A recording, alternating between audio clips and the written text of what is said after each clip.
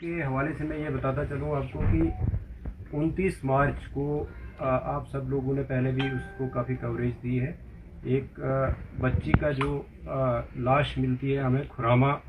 गांव जो Lolab police station Lolab area में है और पुलिस स्टेशन लालपुरा का एरिया पड़ता है। वहाँ पे एक लकड़ी के शेड में जिसमें हम लकड़ी स्टोर करके रखते हैं, वहाँ पे एक डेड बॉडी मिलती है। प्राइमा फेशी लगता है कि बच्ची का जो है वो गला काटा गया है और उससे उसकी डेथ हुई है। बहरहाल रात का वक्त था और उसके दूसरे दिन जब सुबह के टाइम पोस्टमार्टम करवाया गया तो एक डिस्कशन डॉक्टर के साथ जो हुई और प्रिलिमिनरी जो पोस्टमार्टम रिपोर्ट उनके हिसाब से ये पता चलने लगा कि बच्ची का गला भी घोंटा गया है, क्योंकि उसके कुछ ऑर्गन्स पे जो ब्लड वो ज़्यादा था और जिससे जो डॉक्टर्स का अपना बताने का तरीका होता है, उन्होंने ये भी असेस किया कि शायद बच्ची का जो गला पहले घोंटा गया है और फिर उसको उसके जो गर्दन पे है वो छुरी चलाई गई है या कोई तेज़ नोक की जो भी चीज़ जिससे गला काटा गया है। बहरहाल इसी के चलते जो वजूहत थी, जैसे लगता था कि जहाँ डेड बॉडी पड़ी हुई है और साथ में जो सराउंडिंग्स थी उन सारे जो मौके को देख के शक जो है वो ज़्यादा आसपास के लोगों पे ही जाने लगा और जो बहरहाल तफ्तीश शुरू की गई उसमें डीएसपी जो लोलाब है सरफराज बशीर, वहाँ के चौकी ऑफिसर अजहर शकील और एसएचओ मलिक नसीर, इसके साथ साथ एडिशनल एसपी और मैं भी स्पॉट पे गए और थोड़ा इंट्रोगेशन में भी ज्वाइनिंग हुई और कुछ सस्पेक्ट जो हमने उस पर ज़ीरोइंग की तो उनमें फैमिली ही सस्पेक्ट आने लगी, क्योंकि जब फैमिली को क्रॉस चेक किया गया कि वो किस सीक्वेंस में लड़की जो है वो रूपवोश हुई थी और किस सीक्वेंस में मिली, तो उसमें ज़ीरोइंग जो हुई वो फैमिली पे ही हुई। बहरहाल जब फैमिली में भी सेपरेट इन्वेस्टिगेशन चलने लगी, इंक्वायरी चलने लगी, तो लड़की का बाप जिसका नाम मोहम्मद इकबाल खटाना है वो हमारा प्राइम सस्पेक्ट लेके उसमें तफ्तीश में आने लगा और जब उसको अच्छे तरीके से जब क्रॉस क्वेश्चनिंग और बाकी तफ्तीश के जो जितने भी मवाद हमारे पास थे उनसे जब कन्फ्रंट किया गया तो उसने कन्फेस किया कि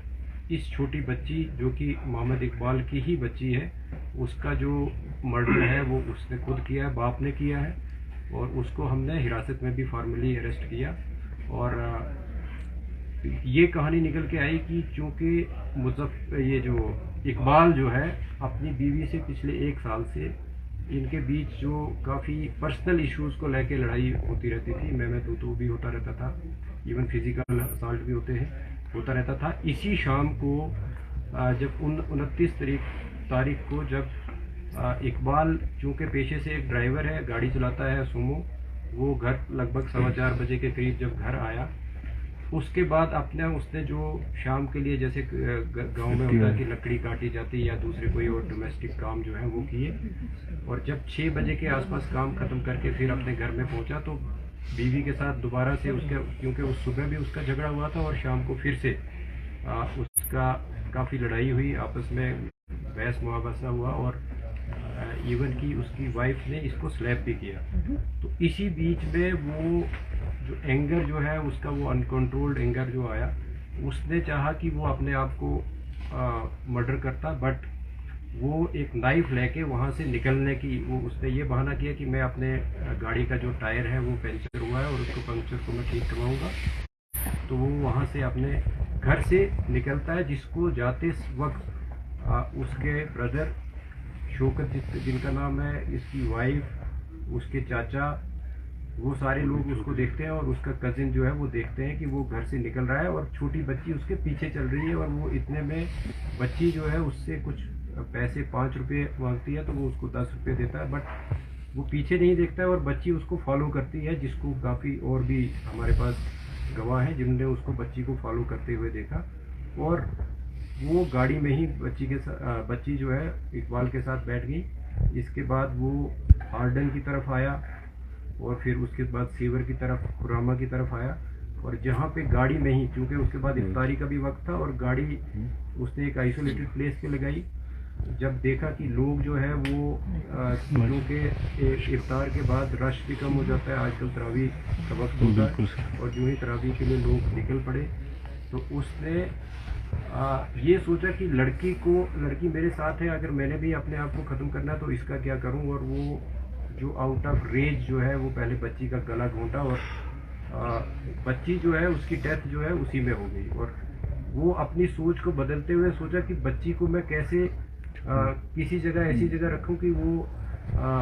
उसकी डेड बॉडी जो है वो मिल जाए, और फिर मैं अपने आप को भी ख़त्म करूं। बट जब वो वहाँ पे डेड बॉडी को अपनी गोद में उठा के अपनी गाड़ी एक रोड के साइड पर लगाता है, और वो इस शेड पे जहाँ पे आखिर में डेड बॉडी मिली है वहाँ पे रखता है। वहाँ पे चूँकि इसने पहले ही अपने आप को ख़त्म करने के लिए एक चाकू जो है अपने घर से लिया था, और उससे फिर अपने इस जो जुर्म को वो दूसरा रुख देने के लिए, ताकि इसका शक जो है दूसरे लोगों पे भी जाए, और वहाँ पे शेड में जो है वो आप इस बच्ची की डेड बॉडी को रख के उसके बाद इसका गला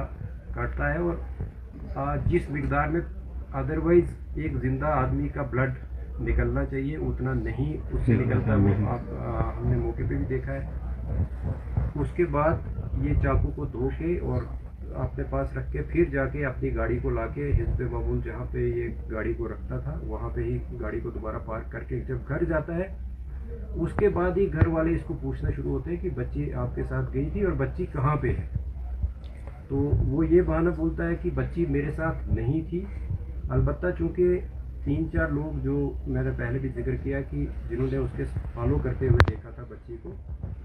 तो वो भी उसको कन्फ्रंट करते हैं, और इस बीच वो एक और बहाना बना के वो दूसरे उसमें उलझन में अपने आप को जो ख़त्म करने की कहानी को छोड़ के दूसरे उसमें रूप में आके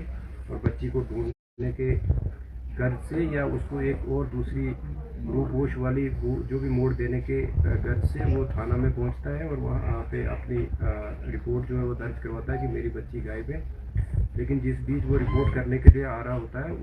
उसी बीच जब उसके घर वाले या दूसरे मोहल्ले वाले बच्ची को ढूंढ रहे होते हैं, मस्जिद से भी अनाउंसमेंट की जाती है, और उसकी वाइफ को ये बच्ची इस शेड में स्पॉट होती है डेड हालात में। तो वहाँ से फिर बच्ची को बरामद करके वो फिर से जो मैंने पहले शुरुआत में की कि बच्ची को किस तरीके से फिर उसका पोस्टमार्टम किया गया और बाकी जो सारी कार्रवाई मुकम्मल की गई। अभी तक की तफ्तीश में सिर्फ मोहम्मद इकबाल ही एक वाहिद सस्पेक्ट वाहिद मुलजिम जो है